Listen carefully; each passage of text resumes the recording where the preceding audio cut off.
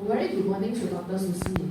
Now, our group member, which include me, Bei Choi Cheng, Tong Tong Zen, Orkilan, Karen, and Jiron. And now we are going to talk about agricultural waste management in rice industry. Rice is the third most important grain in the world, and it is large amount of solid residue is produced in rice production. Solid residue of rice input, rice roll, rice hulls, and rice hull. Normally, this type of residue will be treated by burning, which will cause air pollution. So now we're going to talk about the effect on open burning of residue from rice industry.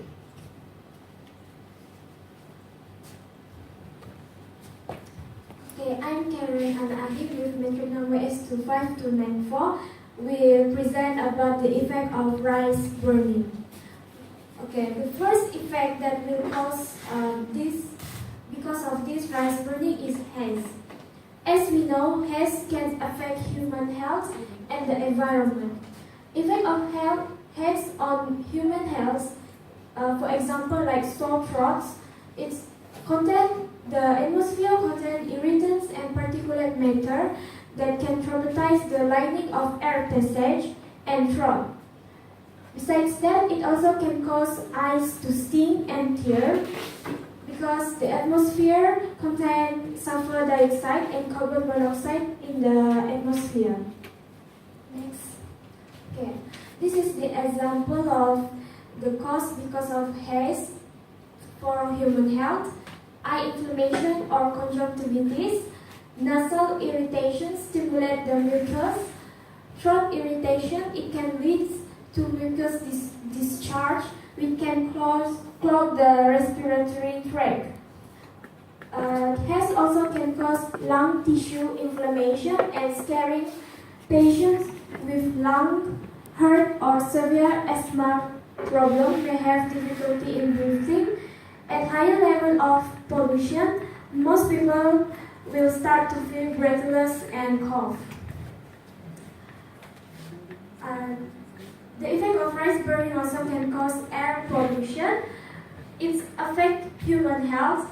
It can cause lung disease and asthma also, and it can cause dizziness to humans. The greenhouse gas emission cause outgoing and incoming radiation that warms the earth. This is because our atmosphere has a thin layer and the UV rays easily to come into our earth.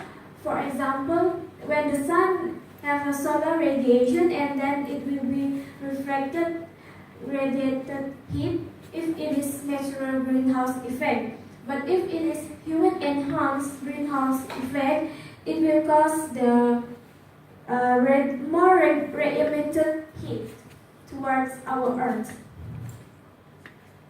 Okay, next. Impact of greenhouse effect towards the environment. Average annual temperature increases. Global warming with decreased snow, seawater, sea ice, and glacier coverage, resulting in sea level and increased coastal flooding. Storm and heat waves increase in frequency and severity. White species will have difficulty adapting to warmer climate. Besides that, it also can cause acid rain, can affect plants and humans, can erupt the building coming from the atmosphere containing more amount of sulfuric acid and nitric acid. The sulfuric acid and nitric acid will combine with the water in the cloud, and it will cause, when it is rain, it is an acid rain.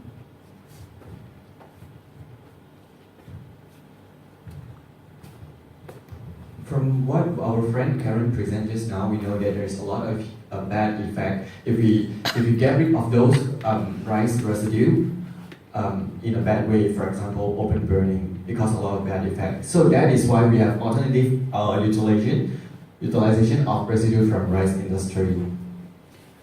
Okay, it can be used. It has alternative utilization because the residue from rice, it has these properties, which is lignocellulosic, high ash content, high porous, highly lightweight, and high external surface. These properties allow the residue to be processed into things that human needs. So while those residue is being processed, which means it is taken care of.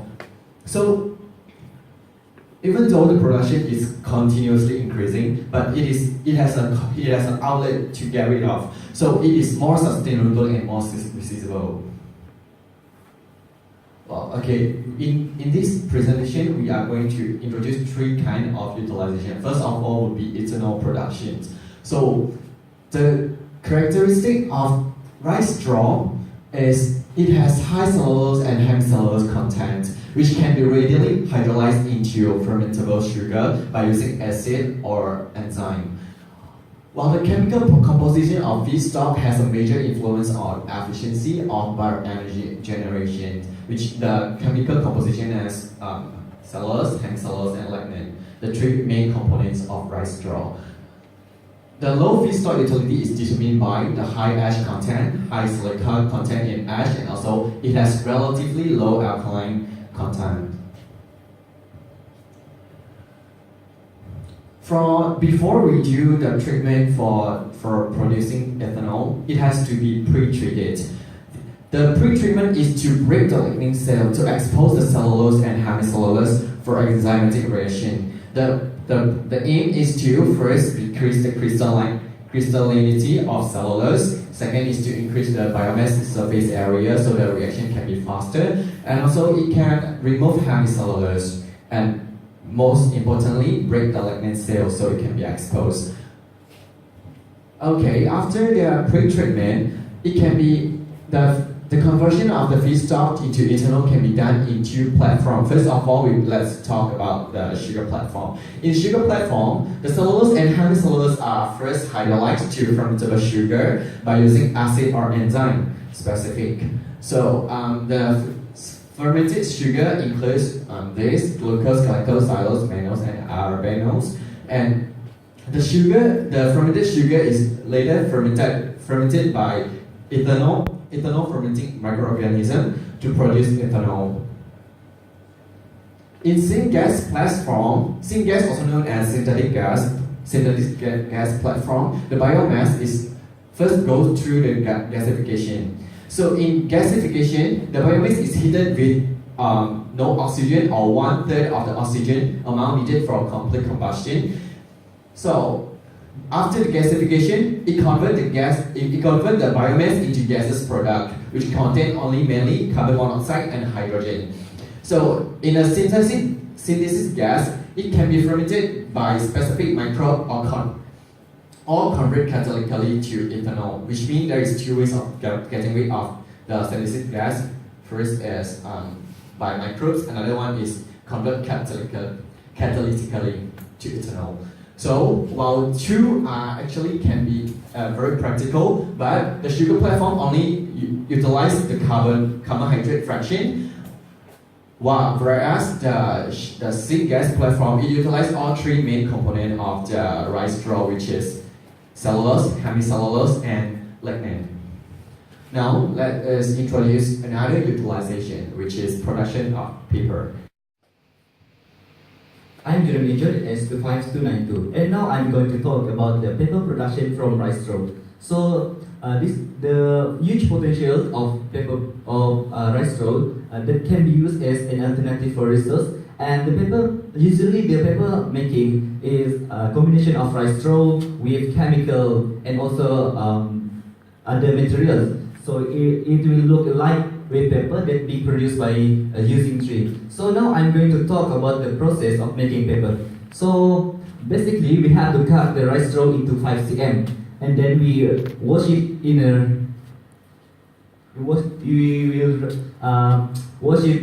a running water, and then we have to take 1 kilogram of dry rice straw and we put it into a cooking pot, and then now we have to provide the solution that is to make the rice straw soft. So we have to provide 210 grams of 210 gram of sodium hydroxide, and we put it into the 19 liter of water, and then we have to boil it for around 2 hours. And then after 2 hours, we wash the rice straw and we pour it with wood to make it more finer. So the grounded fiber thread in the 50 mesh screen, and we place it on top of a 100 mesh screen box in running water.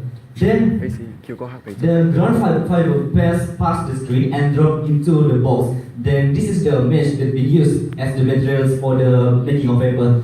And we have to squeeze the mesh so that we can remove the water. And then after that we put it into a clean container. So we move to the bleaching process. This is the also the important process to make paper. So basically we have to provide 400 grams of sodium hypochlorite, and we put it into the 1 liter of water, and then the mesh will drip into the solution, and we have to make it into ball shape. Then after that we have to found the ball by using a wooden beater, and after that after the ball become more finer, then we put it into the basin, and in the basin we have to add water and also alum and rosin. So basically the alum and rosin is the solution, the chemical that used to prevent excessive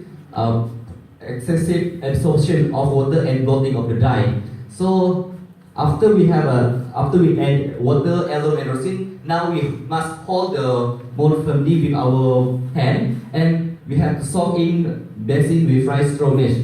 Then the mold will move to spread the mesh, and we have to drain the mesh by using water, and we have to let the mesh form paper. Then the foam paper, we cover it by using cheese cloth, and we have to put at least 2 cheese cloths to remove the water. And now to remove water, we also need to use rolling pin to press it.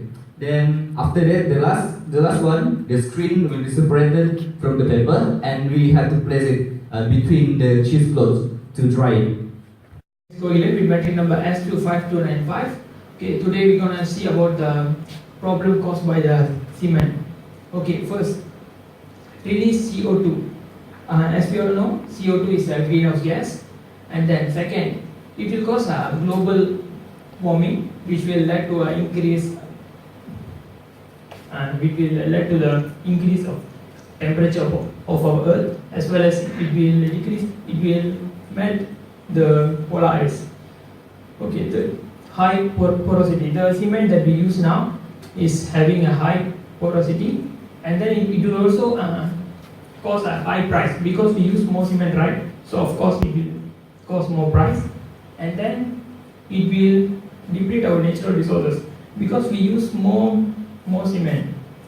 So we use more natural things, so it will of course deplete the natural resource.